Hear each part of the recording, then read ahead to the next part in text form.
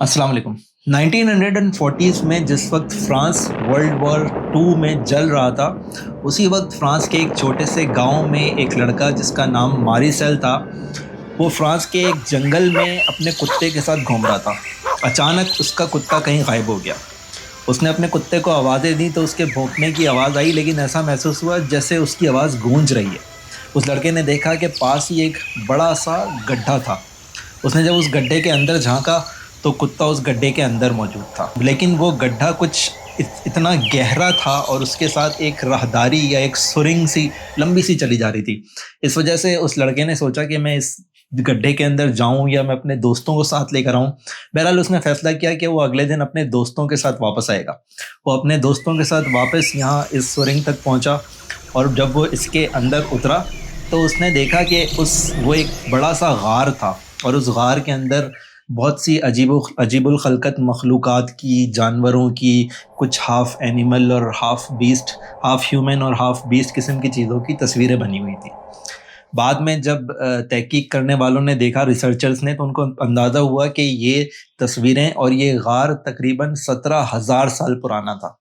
ये फ्रांस में लेस्कॉक्स का गार है जो आज भी मौजूद है। कुछ अरसे तक इसमें लोगों को अंदर जाने की भी इजाज़त थी, अब ये लोगों के लिए बंद कर दिया गया है ताकि इसको सेफ किया जा सके, प्रिजर्व किया जा सके। तो इस तरह से लेस्कॉक्स के ये गार दरियाफ्त हुए थे, और फिर उसके बाद इससे भी पुराने, कहीं 40,000 साल पुराना और कहीं 50-50 हज़ार साल पुराने गार तक ऑस्ट्रेलिया में और एशिया में और यूरोप में दरियाफ्त हुए हैं, जिनमें इसी तरह के जानवरों की और अजीबुल खलकत मखलूक़ात की तस्वीरें हैं। इस गार के सबसे इंटरेस्टिंग इमेजेस वो हैं जहाँ पे हाथों के प्रिंट बनाए हुए हैं। ऐसा लगता है जैसे लोगों ने अपने हाथ रंगों में डालकर इस दीवार पर चिपका दिए हैं। ये इमेजेस इन लोगों ने किस लिए बनाए थे और ये गार किस मकसद के लिए इस्तेमाल होते थे, ये बात हमारी आज के वीडियो के टॉपिक से कनेक्टेड है, इसलिए मैं इसकी तरफ थोड़ी देर में आता हूँ। दोस्तों, आपको अगर कोई ऐसी टाइम मशीन मिल जाए जिसमें आप वक्त के समंदर में पीछे की तरफ जा सकें, आप किसी ऐसे जगह पे चले जाएं जहाँ कोई ऐसा जंगल हो जहाँ पे शायद धूप भी पूरी तरह ना पहुँचती हो, लेकिन वहाँ इंसानों की आबादी हो, आप किसी बर्फ़ से ढके हुए पहाड़ों पे चले जाएं जहाँ पे इंसान रहते हो, या आप किसी सहरा में निकल जाएं, आप तारीख़ के किसी भी दौर में और दुनिया के किसी भी कोने में पहुँच जाएं, एक चीज़ है जो इंसानों में हमेशा कॉमन रही है, और वो ये है कि इंसान किसी ना किसी खुदा के तसव्वुर पर यकीन रखते हैं। या तो कोई किसी दरख्त के आगे सजदा रेज़ होता था, कभी किसी ने सूरज को देवता मान लिया, और फिर बाद में एक ऐसी कौमें आई जिन्होंने एक ना नज़र आने वाले खुदा पर, जो हर जगह मौजूद है, उस पे यकीन किया, जिनमें क्रिश्चियंस थे, जिनमें यहूदी भी थे, और जो हम मुसलमानों का भी अकीदा यही है कि एक ऐसा रब मौजूद है जो कि नज़र नहीं आता लेकिन हर जगह मौजूद है। तो सवाल ये है कि ये क्यों है? ऐसा क्यों होता है कि हर इंसान अपने ज़हन में, अपने दिल में ये तसव्वुर रखता है? क्या हमारे अंदर कोई इनबिल्ट ऐसी चीज़ मौजूद है जिसकी वजह से हम इस कंक्लूजन तक पहुंचते हैं कि हमारा कोई खालिक है, या फिर ये सब कुछ एक्सीडेंटल है? इस सवाल का जवाब तलाश करने के लिए मुझे जिस किताब को आज इंट्रोड्यूस करवाना था, गॉड अ ह्यूमन हिस्ट्री, ये किताब इसी सवाल का एक तरह से जवाब तलाश करने की कोशिश करती है। इसके राइटर रज़ा असलान हैं, जो कि ईरानियन ओरिजिन के अमेरिकन स्कॉलर हैं। उन्होंने ये किताब लिखी है, और ये एक तरह का क्या कहना चाहिए, इन्होंने एक तरह का रिलीजियस एवोल्यूशन इस किताब में दिखाया है कि जो रिलीजियस स्कॉलर्स हैं उनका ख्याल है कि सबसे पहले जिस इंसान के जहन में ये ख्याल आया कि इस दुनिया के अलावा कोई और दुनिया भी है, जिस इंसान ने सबसे पहले ये तसव्वुर जिसके जहन में कायम हुआ कि हमारी कोई रूह है, वो इस वजह से कायम हुआ कि हम जब ख्वाब देखते थे, तो जो हमारे आबाओ अजदाद थे, वो जब ख्वाब देखते थे तो उन्होंने ऐसे लोगों को भी अपने ख्वाबों में देखा जो मर चुके थे। तो उससे उनके जहन में ये तसव्वुर पैदा हुआ कि इसका मतलब कि कोई ऐसी दुनिया भी है जो हमारी दुनिया के अलावा है, जहाँ मरने के बाद लोग चले जाते हैं। अब ज़ाहिर है हम तो इस बात पे यकीन नहीं रखते, क्योंकि हमें पता है कुरान शरीफ के ज़रिए कि अल्लाह ताला ने हज़रत आदम अलैहिस्सलाम को इस दुनिया में भेजा, और उनको तमाम अहकामात दे के, ये बता के कि तुम्हारा एक रब है, आखिरत है, सज़ा जज़ा है, ये सब कुछ बता के भेजा। तो बहुत सारी ऐसी बातें इसमें होंगी जो शायद हमारे वर्ल्ड व्यू से मैच ना करती हों, लेकिन जब हमें कोई किताब पढ़नी चाहिए, तो जैसे मेरे एक दोस्त हैं, ان کے پاس ہمیشہ بیگ میں کتابیں بھری رہتی ہیں. تو میں نے ان سے ایک دفعہ ایسی مذاق میں پوچھا کہ بھائی پڑھتے بھی ہو یا بس ایسی بھری ہوئی ہیں؟ تو انہوں نے کہا کہ ایک بڑی اچھی بات انہوں نے مجھے بتائی. انہوں نے کہا کہ دیکھو ایک بطخ جو ہے نا وہ جب پانی پیتی ہے نا تو وہ گندے تالاب سے بھی پانی پی لیتی ہے, لیکن اس بطخ کے اندر ایک فلٹر لگا ہوتا ہے, اور وہ فلٹر جو اچھی چیزیں جو صاف پانی ہوتا ہے وہ اس کے اندر چلا جاتا ہے, اور جو گندگی ہے اس کو نکال کے باہر کر لیتی ہے. تو انہوں نے کہا کہ کتابیں ہر طرح کی انسان کو پڑھنی چاہیے. جو چیز آپ کے ورلڈ ویو کے اگینسٹ ہے اس کو آپ فلٹر کر کے باہر نکال لیں, اور جو واقعی علم کی بات ہے اس کو آپ اپنے اندر جذب کر لیں. تو اس کتاب میں بہت ساری ایسی باتیں ہیں جو ہمارے سیکھنے کی ہیں, اور بہت ساری ایسی باتیں جو ہمارے ورلڈ ویو سے میل نہ کھاتی ہیں اس کو ہمیں فلٹر آؤٹ کر دینا چاہیے. اس کتاب میں جو ایک بہت انٹرسٹنگ بات ہے جس کو میں ضرور ڈسکس کرنا چاہتا ہوں, ہم میں سے اکثر لوگوں کے ذہن میں یہ سوال پیدا ہوتا ہے کہ اللہ تعالیٰ نے انبیاء کا سلسلہ تو ختم کر دیا, حضور صلی اللہ علیہ وسلم کے بعد تو کوئی نبی آیا نہیں. تو بہت سی ایسی قومیں تھیں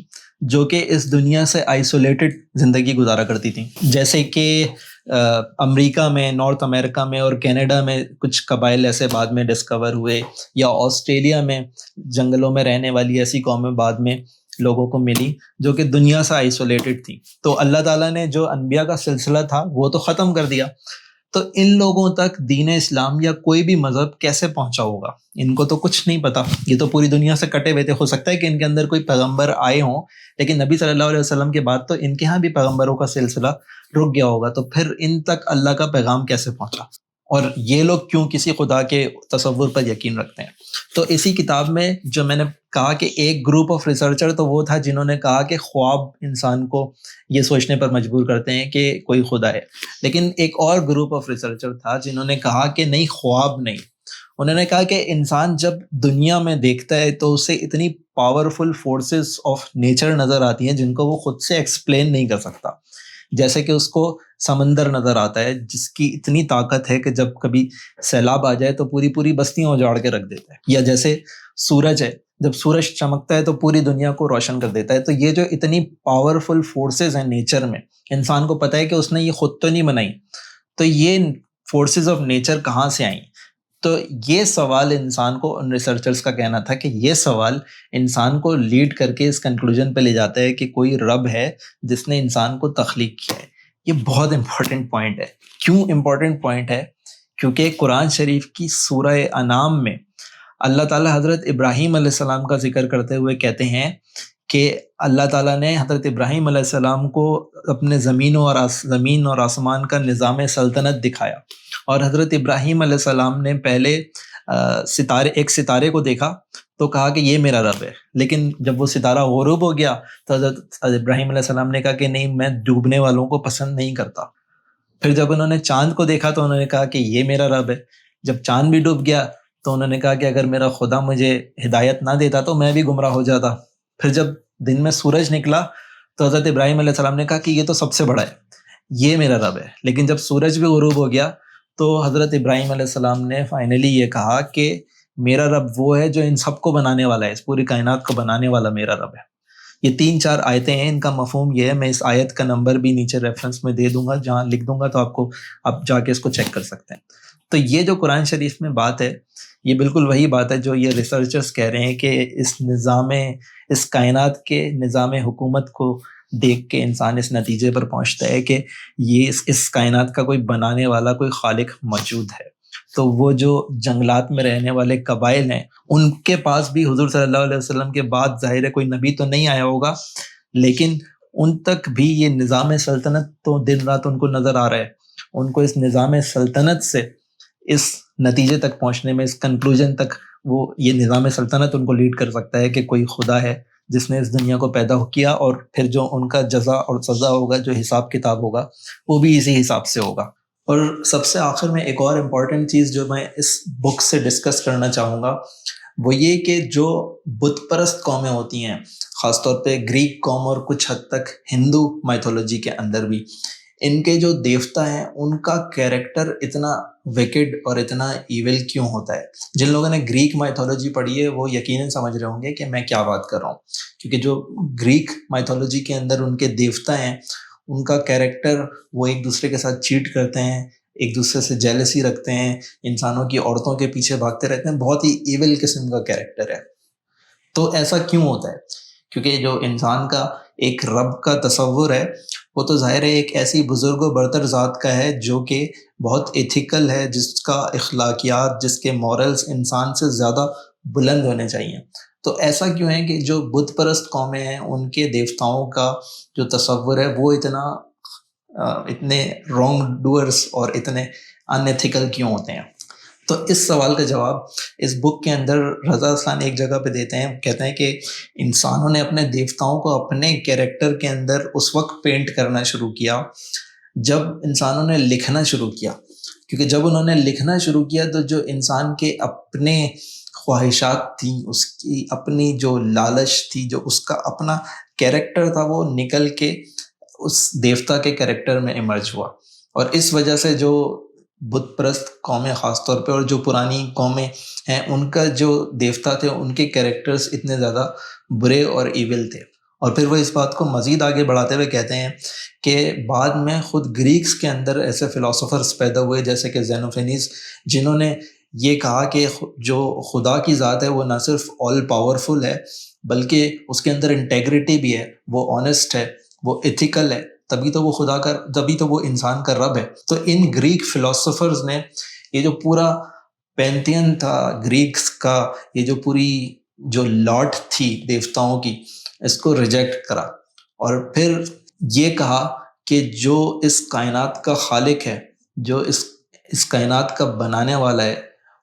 اس کا کوئی شریک نہیں ہونا چاہیے۔ یعنی وہ اپنے شعوری سفر سے، اپنے منطق سے، اپنے لاجک کے بیس پر اس نتیجے پر پہنچا کہ اس کائنات کا رب وحدہ لا شریک ہے۔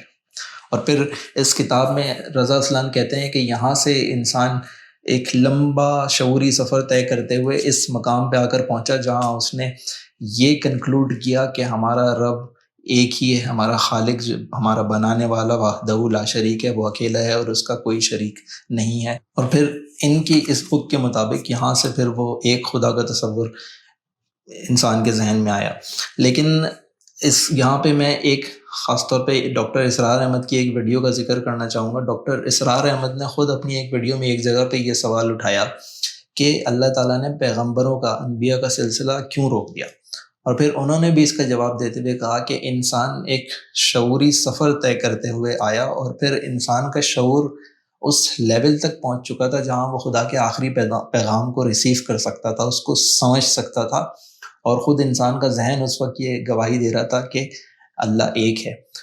تب اللہ تعالیٰ نے اپنا آخری پیغام اس دنیا میں بھیجا، اور اس کو مزید ڈیٹیل میں سمجھانے کے لیے وہ ڈاکٹر اسرار احمد ہی کہتے ہیں کہ انسان کے اندر اللہ تعالیٰ نے ایک پوٹینشیل رکھا، اور وہ پوٹینشیل جب انسان اس بات کا اقرار کرتا ہے کہ اللہ ایک ہے اور اللہ میرا رب ہے، تو وہ پوٹینشیل ہے جس کو وہ ایکچولائز کر رہا ہوتا ہے۔ اور وہ پوٹینشیل کیا ہے؟ وہ پوٹینشیل وہ عہد ہے جس کا ذکر اللہ تعالیٰ نے قرآن شریف میں کیا تھا۔ اس سورہ کا ریفرنس میں نیچے دے دوں گا، لیکن یہ عہد الست کے نام سے مشہور ہے۔ قرآن شریف میں ذکر ہے، اللہ تعالیٰ نے فرمایا کہ ہم سب کو پیدا کرنے سے پہلے، اس دنیا میں زندگی دے کے بھیجنے سے پہلے،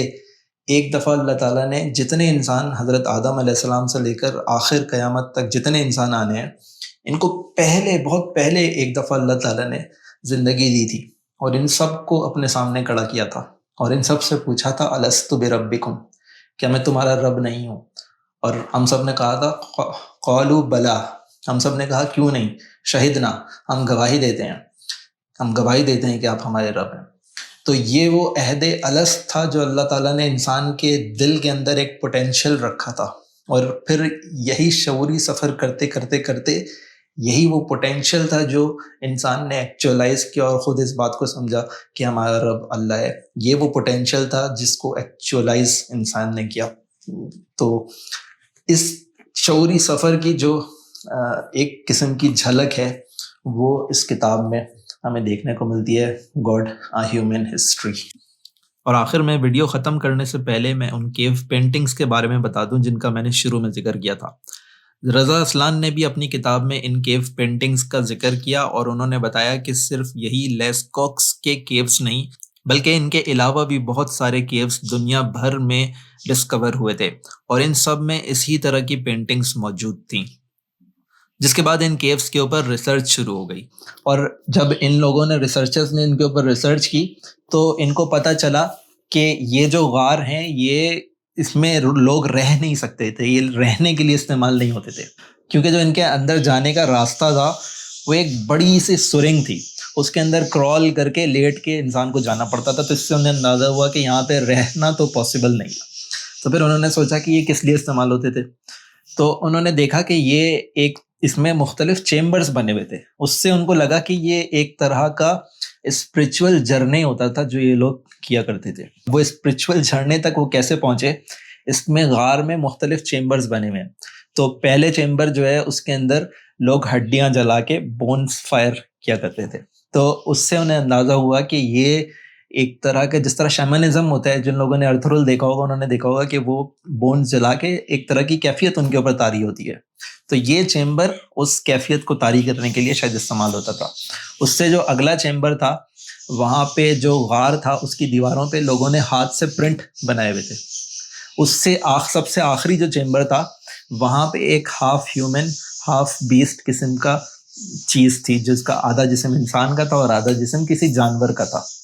تو اس سے ان لوگوں کو لگا، ریسرچرز کو، کہ یہ اسپرچول جرنے کے لیے استعمال ہوا کرتے تھے۔ اگر آپ کو یہ ویڈیو پسند آئی ہے تو اپنے کمنٹس میں ضرور لکھیے گا، آپ کے کمنٹ سے یہ ہوگا کہ اس ویڈیو کی ریچ بڑھ جائے گی۔ میرا چینل ابھی تک مونیٹائز نہیں ہوا ہے تو مجھے اس کے پیسے نہیں ملیں گے، بس آپ کی اتنی ہیلپ سے میرے لیے کافی ہوگی کہ یہ ویڈیو دوسرے لوگوں تک بھی پہنچے گی اور اس سے اس کی ریچ بڑھے گی۔ اور خاص طور پہ جو پچھلی ویڈیو میں جن لوگوں نے کمنٹ کیا تھا انہوں نے اپنا نام نہیں لکھا تھا، اوینجرز لکھا تھا، تو میں اوینجرز ہی کہتا ہوں۔ آپ کا بہت شکریہ کہ آپ نے کمنٹ کیا، اور آپ لوگوں سے درخواست ہے کہ اس ویڈیو کو لائک کریں اور اس کے نیچے کمنٹ کریں، اور اگر ہو سکے تو اس چینل کو سبسکرائب کریں، اور اپنے کمنٹس میں یہ بھی لکھیے گا کہ آپ کن ٹاپکس کے اوپر مزید ویڈیوز دیکھنا چاہتے ہیں۔ السلام علیکم۔